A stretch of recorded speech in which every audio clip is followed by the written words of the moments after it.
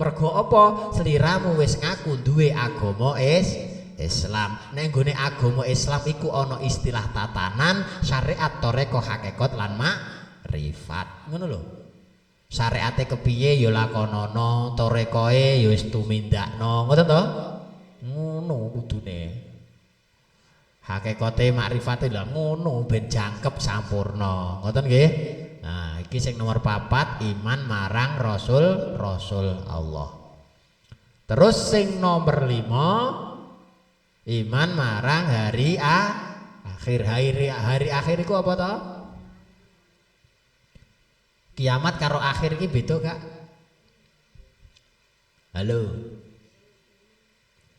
Kiamat karo akhir iki padha kok gak? Mosok padha? Saiki saumpama ana pertanyaan kiamat karo akhir iki dhisik endi?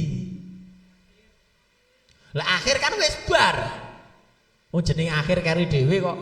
Berarti kiamat karo hari akhir dhisik endi? Lah terus kiamat iku sing kepiye? Gak roh. Cara jenengan niki nate mireng cerita lho niki, cerita. Kiamat iku digambarne sesuatu peristiwa sing gegirisi, nggih. Medeni nggih to. Wah, matahari muncul dari barat, wah. Terus donyane diolak-walik. Wis. Pokoke gegirisi lah. Sesuatu hal yang menakutkan ya toh. Iku kiamat. Berarti iku gambaran kiamat itu adalah gambaran dari ketakutan manusia. Rasa takutmu itu yo kiamatmu, ngoten lho. Ora beda kaya manusa wedi mati. Kiamat iku. Padahal akhirnya yo panggah mati. Berarti dhisik wedine apa dhisik matine? Mosok nek wis mati baru wedi. Wedi dhisik apa mati dhisik? Lah. Jenengan wedi mati toh? Alah.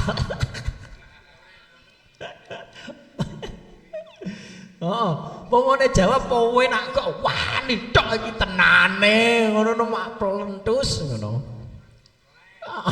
Pret. Semoyo sik to Gus aku iki jek butuh ngene, butuh ngono, tanggung aku jek akeh ngene.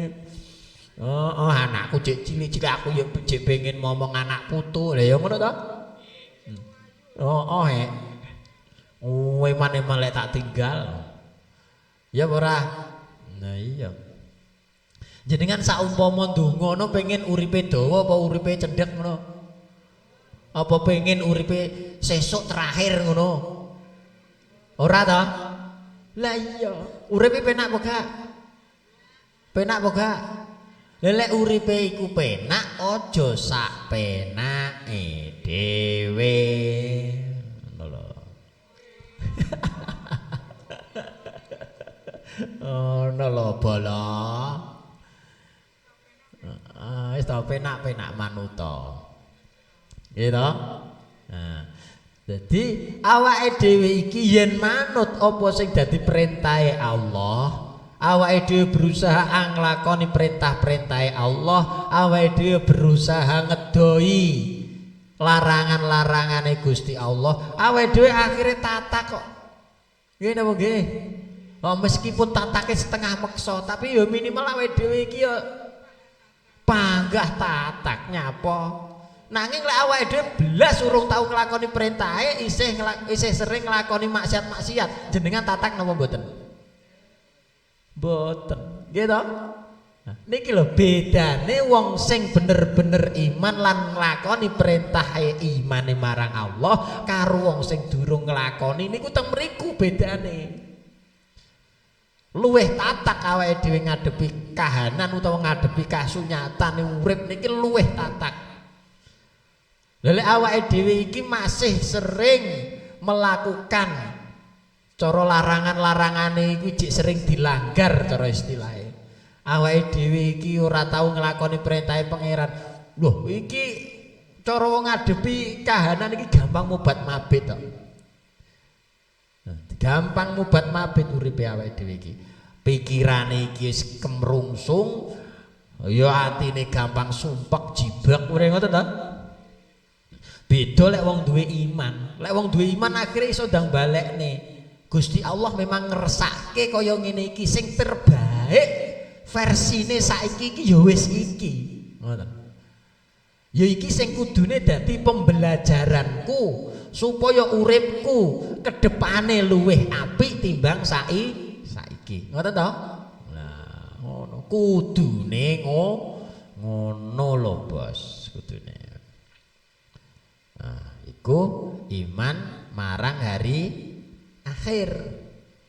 Jadi sebenarnya kiamat adalah gambaran dari ketakutan manusia itu sendiri. Nah, padahal cara sing diarani hari akhir utawa kematian bagi manusia mau gak mau menuso panggah akhirnya mati. Tetep mati sing jenenge menuso iku bakale mati. Arep awakmu wedi, arep ora wedi tetep mati. Siap ora siap tetep ndak iya.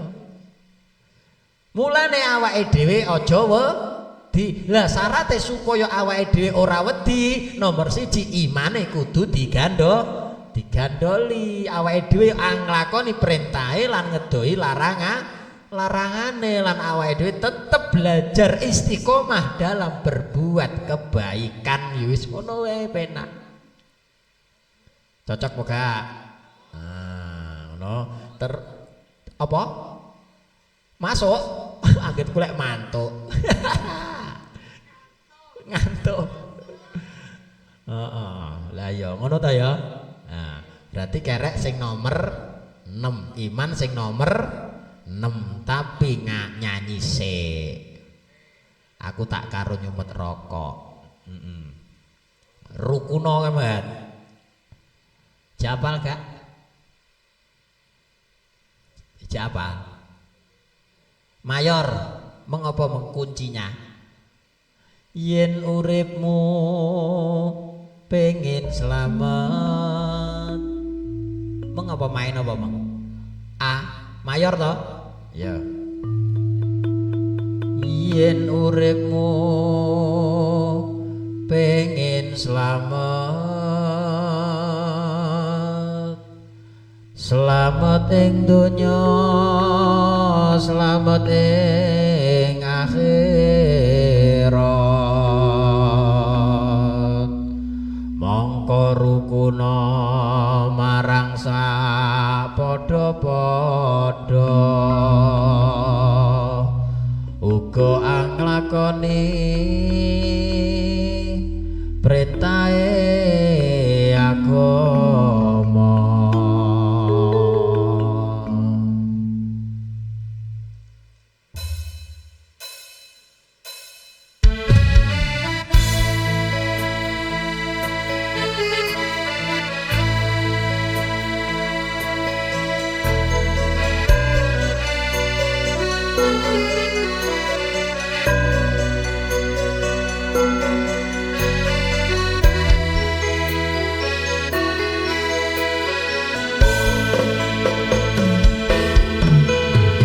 Yen uripmu pengen makmur, mongko dono sifat takabur,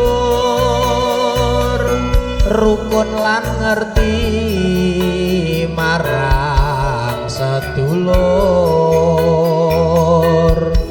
supaya kahanan ora ajur. Elinga kowe iku apa aja mok kira kowe kuwi apa yen kowe mangsa isih manusa mulane aja sadak sia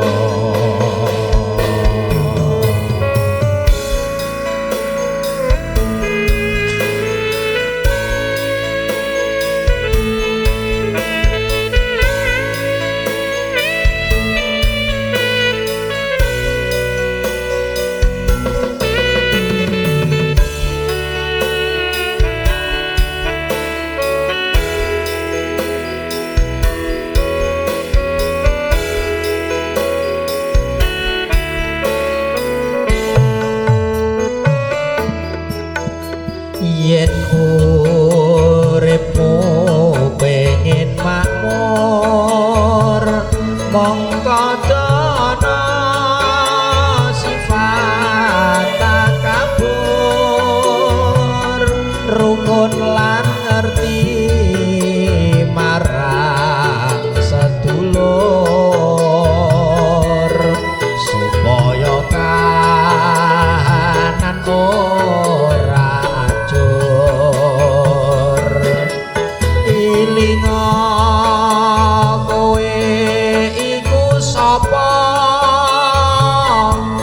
aja mok kira kowe kuwi apa yen manut kowe rumangsa isih manusa mulane aja sadak sia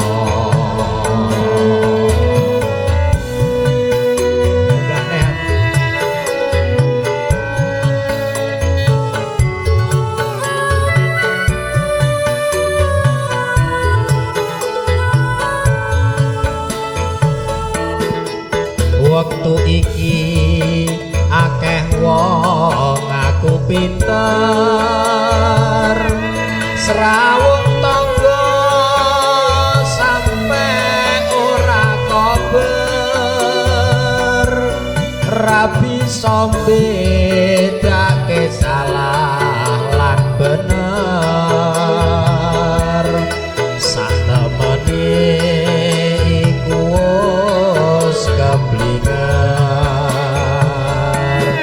zaman saiki zamane wis akhir angger omong nanging ora dipikir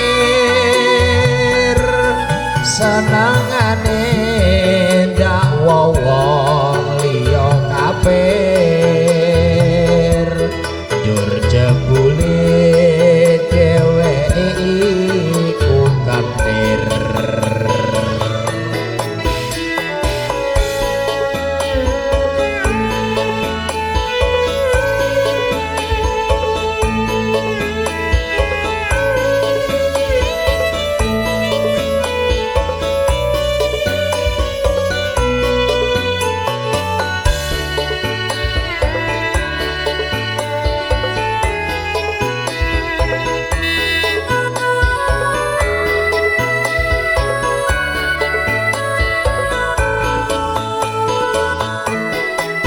waktu iki akeh wong ngaku pinter serawung tangga sampe ora kober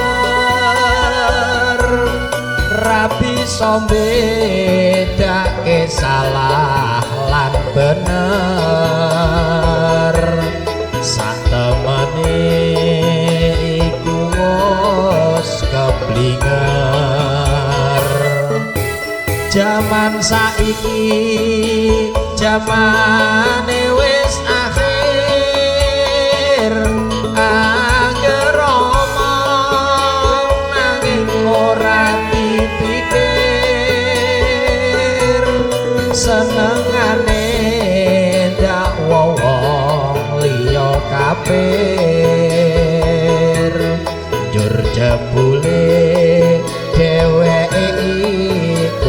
lentir.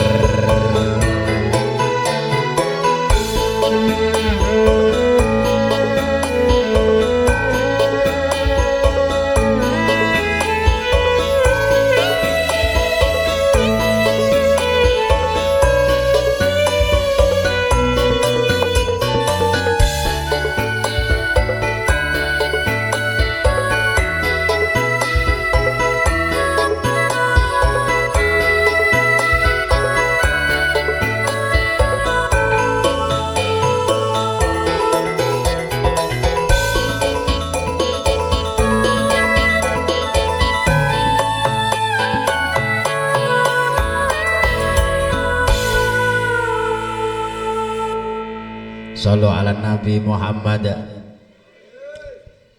Wis bolak-balik hat mulane tak lereni. Nah. Yen uripmu pengen selamat, selamat nang endi? Urung mulih to. Oh, urung. Ninggalek. Yen uripmu pengen selamat, selamat ing donya, selamat ing akhirat. Selamat nyandi gimang kok ora teko.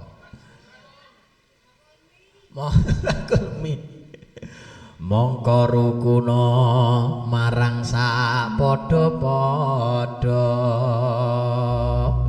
Uga nglakoni perintahe agama. Wah syarate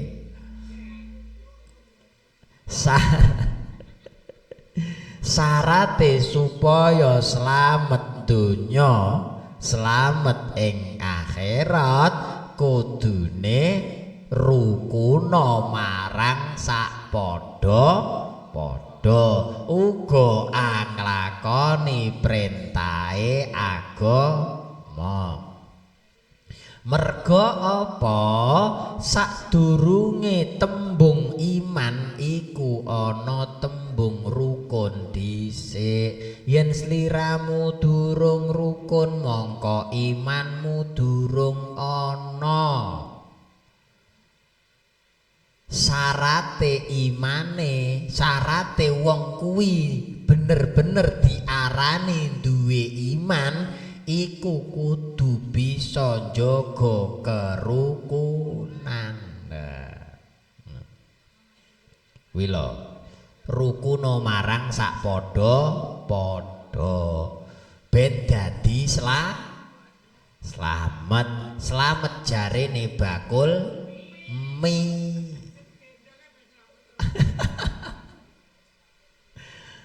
Lek pengen eruh selamat tuku mie. Mulai. Nah, ngono lho. Dadi syarate supaya uripe selamat kudu rukun uga tuku mie. Syarate selamat kudu tuku mie. Lek diseneni Bu Slamet piye?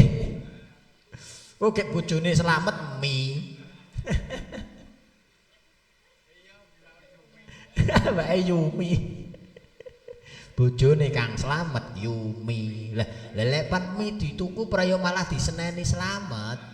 Nah, wis mulai.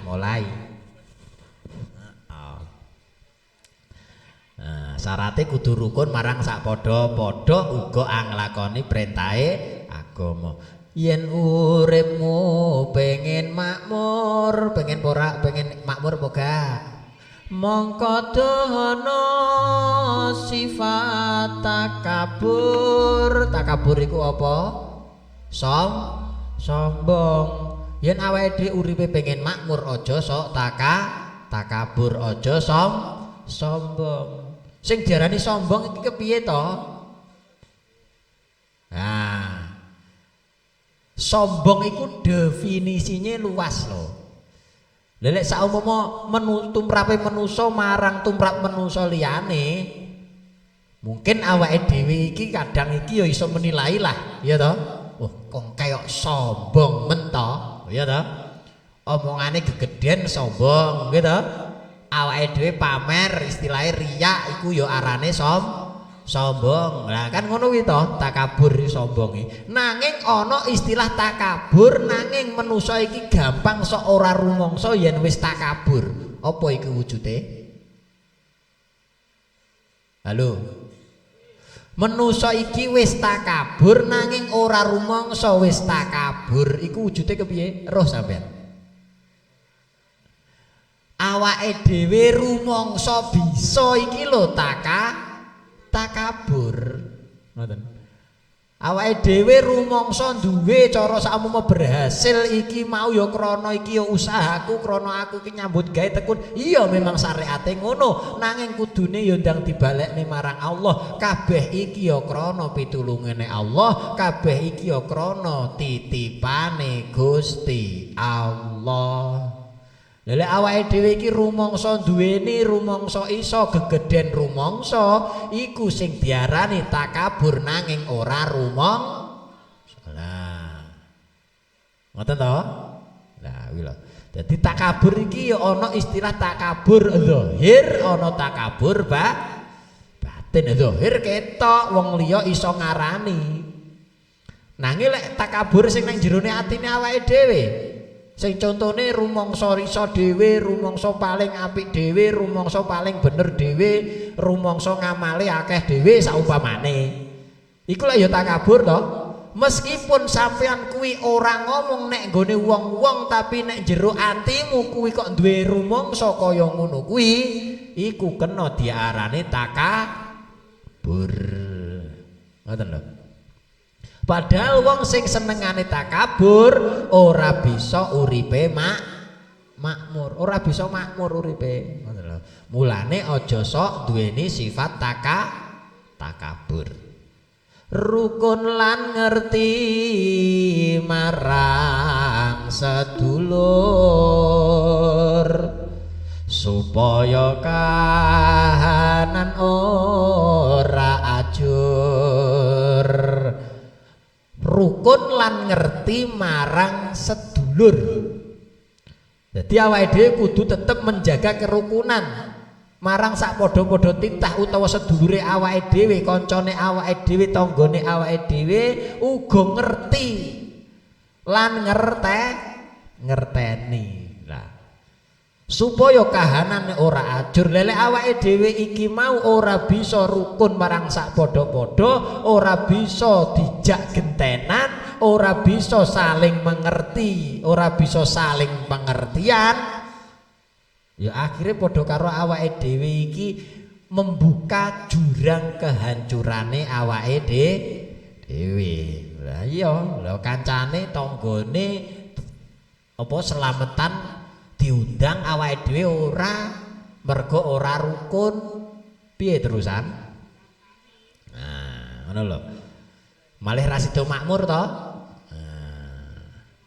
Elinga kowe iku sapa?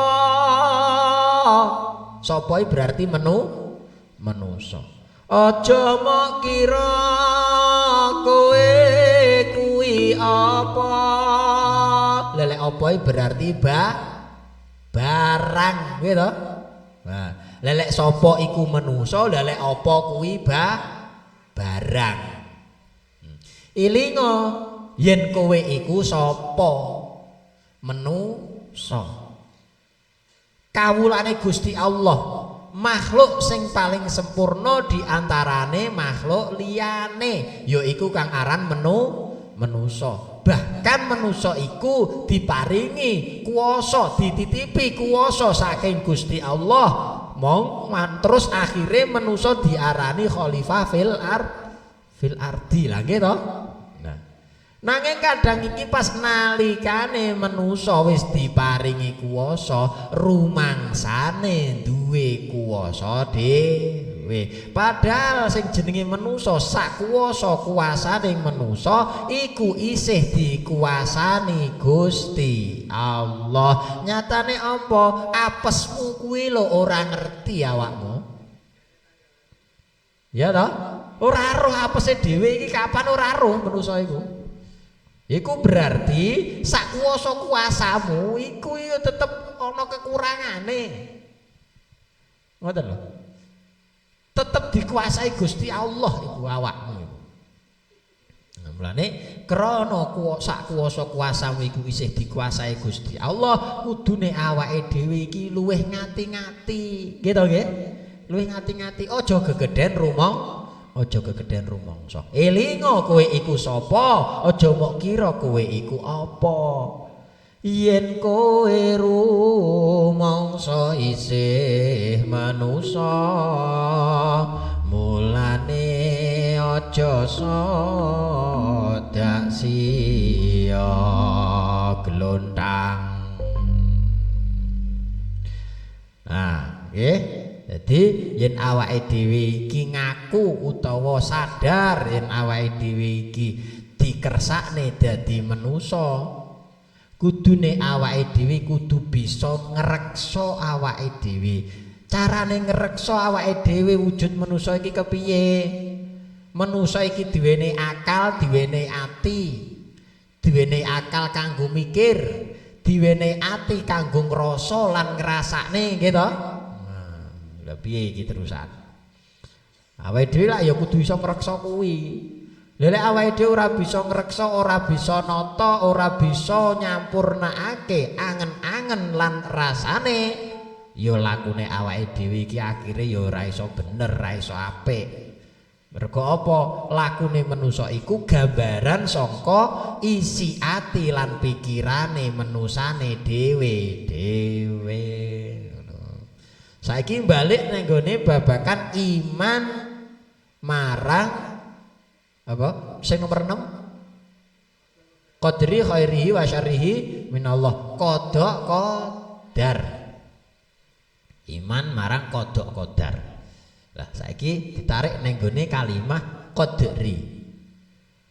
Kodrat kasunyatan khairihi sing apik wa syarrihi sing ala iku kabeh minallahi ta'ala. Lelek secara umum sak umum panjenengan pun penak-penakan ditakoni apik iku sing ngersakne sapa? Apik sing ngersakne Gusti Allah. Lelek elek elek sing ngersakne sapa? Kan wis genah-genah kuwi meng. Qadri khairihi wa syarrihi minallahi ta'ala. Kodrat apik lan elek iku saking kersane Gusti Allah. Lah saiki sampun kula tanglet malih. Lek genah-genah khairihi babakan kesaenan utawa kasunyatan sing apik iku kersane Allah. Lelek qadri wa syarrihi iku sing ngersakne sapa? Kenyataan sing elek kuwi lho sing ngersakne sapa? Sing ngersakne demit. Kok panggah mok fitnah demit iki? Sama napa kenal karo demit? Wong roh ora kok. Ora roh difitnah. Jenenge kemeruh jenenge. Ngono lho. Lah awakmu ngerti ora? Lah kok mau arani kenal karo demit ya ora. Karo setan ya ora tau weruh.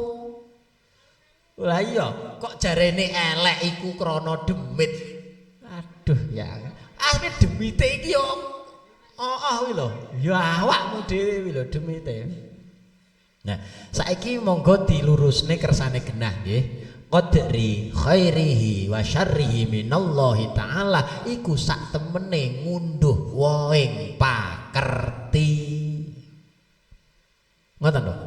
Qadri khairihi wa syarrihi minallahi ta'ala iku wong iku ngunduh woing pakerti. Yen tanduramu apik mongko kodrat sing dikersakne Gusti Allah dadine apik.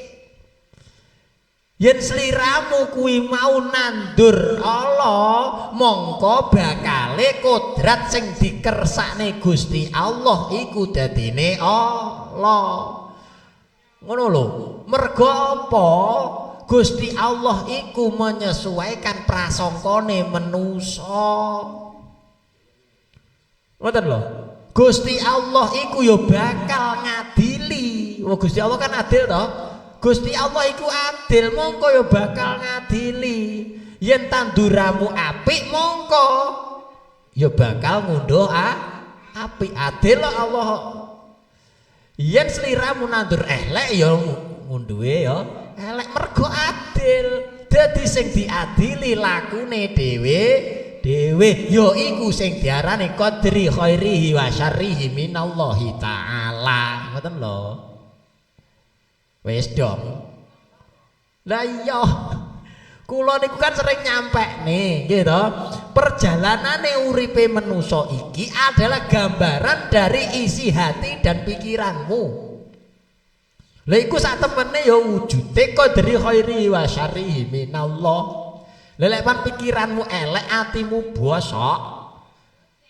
Oh iya to. Lakune apik apa elek? Otomatis elek. Mergane apa? Lakumu iku gambaran dari isi hati dan pikiranmu. Ngoten lho. Wis to, meskipun awake dhewe iki nuwun sewu nggih, cara wegel gwething karo wong, ya to. Angger pethuk wonge iki mlengos utawa wis ketok-ketoke apik. Tapi ning gone angen-angenmu, ning gone atimu titehnono. Heeh, cilaka kowe bar iki. Lara intil-intilku ngono. Lala.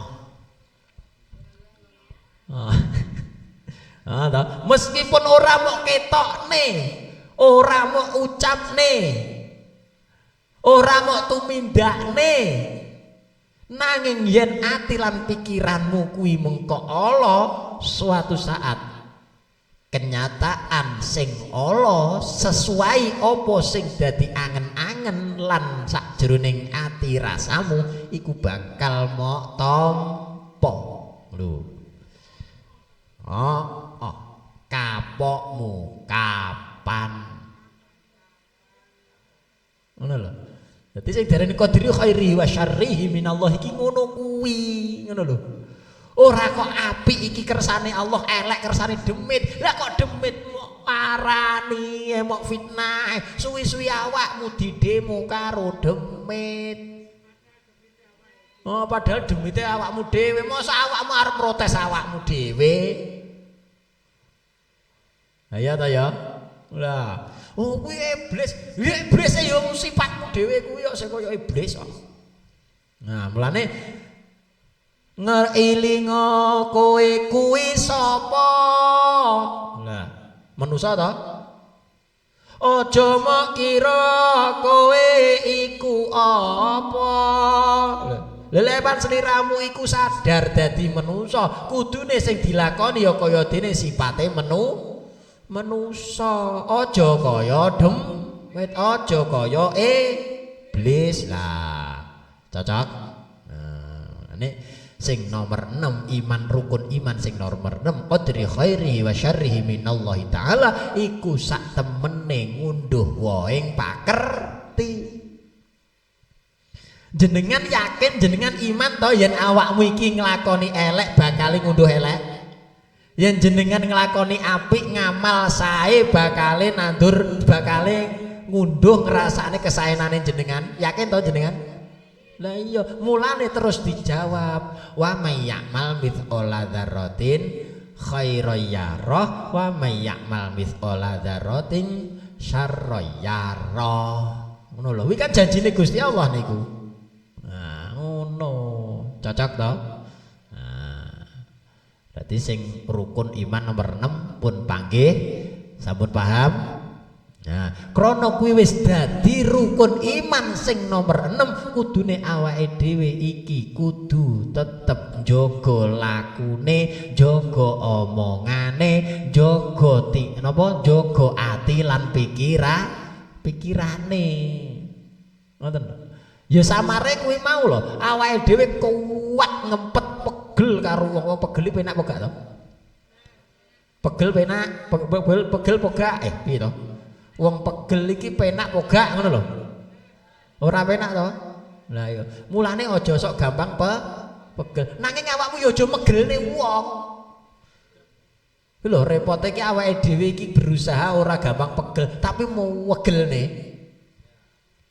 Oh toh, lek kadung ruwocos bah ora dipikir. Nah, contohnya kaya iki mah tembung sing iki mang. Wektu iki akeh wong ngaku pinter, srawung tangga sampe ora kober, ra bisa mbedake salah lan bener.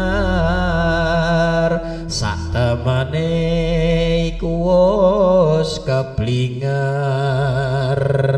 Jaman saiki jamane wis akhir, angger omong nanging ora dipikir. Lagi senengane ndak wong liya kapir, njur jebule dheweke iku kentir.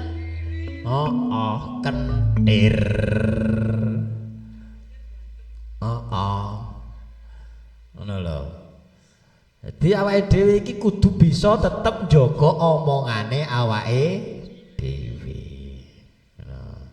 Padha-padha omonge mbok ya omong sing apik. Kadang ki awake dhewe iki rumangsane omong ki ya biasa munggo awake dhewe, tapi lolo ning atine wong liya kadang. Nggih to? Lah ya lho. Kuwi cara panganane kaya telo. Empuk nyereti. Empuk mau wedhuk tapi nyereti. Lah iya, mulane omonge ya piye terusan. Kaya telo. Oh telo aneh. Telo meneng ait salah. Lah iya. Dadi lek gedu abrus kaya telo tenan. Ganyong. Iya. Ya ngono lho ya. Nah iki wis setengah 11.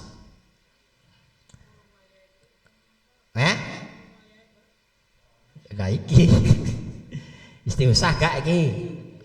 Nah, istighosah ya. Nah, jadi paham toh? Nah, jadi babakan apa judule apa ki, Pak? Tantangan ainul yakin dan hakul yakin di zaman serba oplosan. Iki awake dhewe kudu tatak, awake dhewe iki kudu siap kaya apa wae kenyataan urip sing dikersakne Gusti Allah iki kudu gelem anglakoni, kudu gelem nampa kanthi lelegawane ati. Ngoten nggih? Nah, awake dhewe kudu tetep njaga kerukunan. Awake dhewe kudu bisa njaga imane awake dhewe aja sampai ucul. Awake dhewe kudu tetep bisa anglakoni perintah-perintahe Allah lan ngedoi larangane. Awake dhewe tetep berusaha anglakoni kesaenan kanthi istiqomah. Mongko sliramu slamet donya akhirat. Cocok? Nah, ojo mek cocok-cocok tok. Nah, engko marai kecok. Tenanan toh, nah, sing tenanan ya. Lah saiki aku tak ambekan dhisik, hadi bene ngonekne apa, terus sing nyanyi sapa? Sapa? Tata. Ya ta, ngaji ya ta? Ngaji ya. Nyanyi le. Lagune dhewe le. Apa le?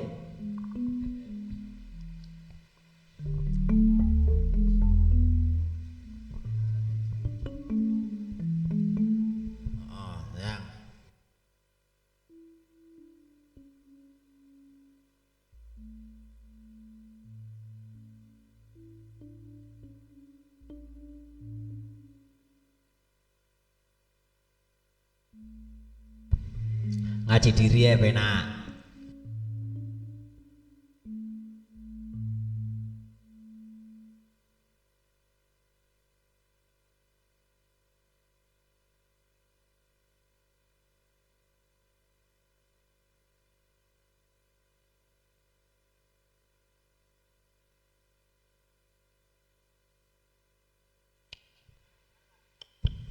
Kilomie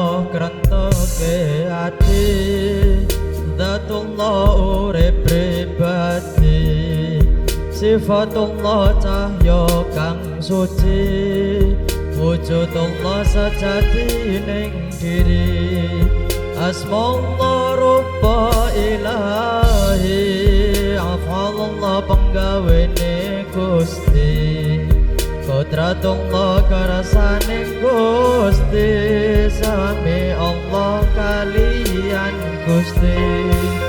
La ilaha illallah, la ilaha illallah, la ilaha illallah, Muhammadur Rasulullah.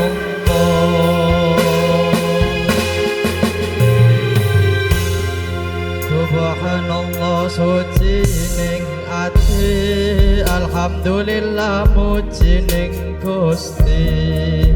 La ilaha illallah, ana rupa urip sejati, Allahu Akbar mung ana Gusti, Maha Agung kang murbeng dumati, sing sapa wonge bisa mangerteni sejatining diri satemene Gusti. La ilaha illallah, la ilaha illallah, la ilaha illallah, Muhammadur Rasulullah.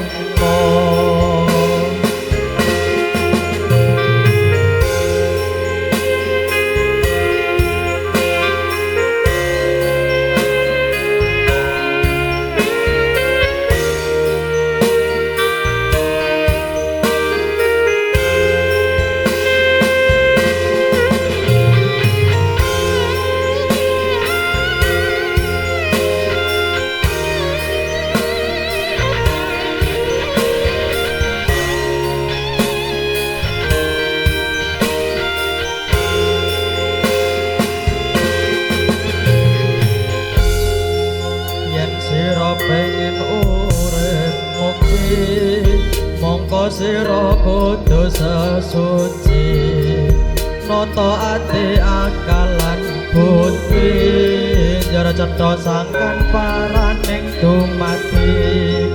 Gusti iku bagus ati, atiku omahe Gusti rasa putih rupaning ati mongko wis genah haji ning diri la ilaha illallah la ilaha illallah la ilaha illallah Muhammadur Rasulullah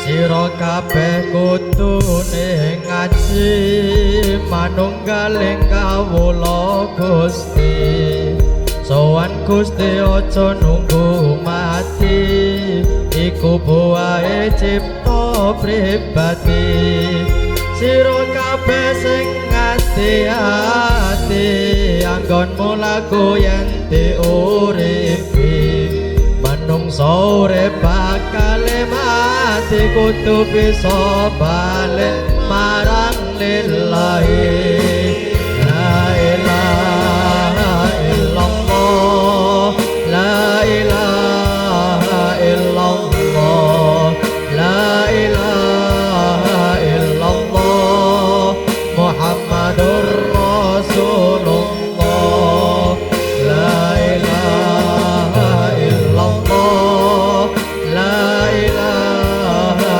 illallah la ilaha illallah Muhammadur Rasulullah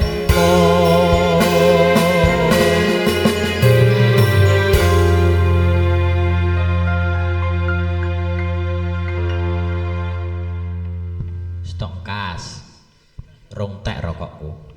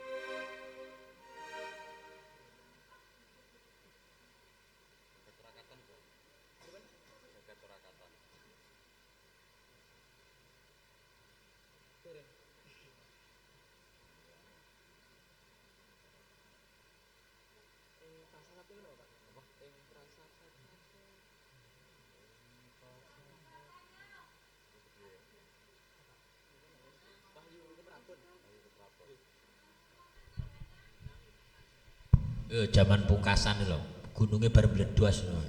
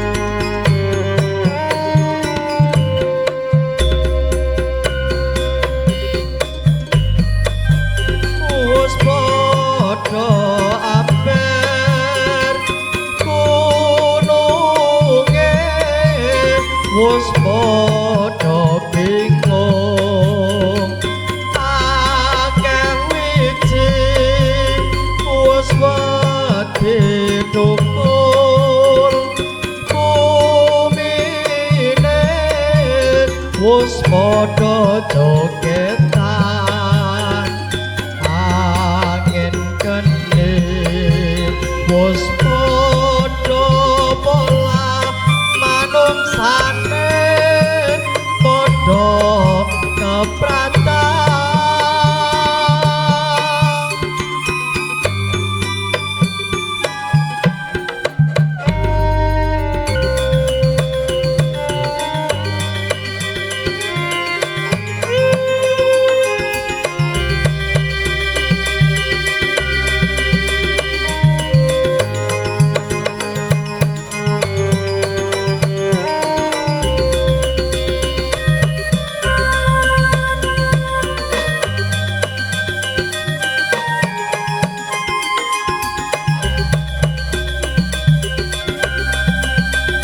kok ngarep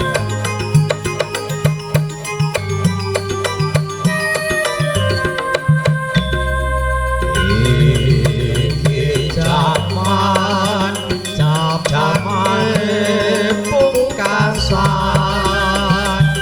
pungkasane jaman ketibaan manusane wis padha ketok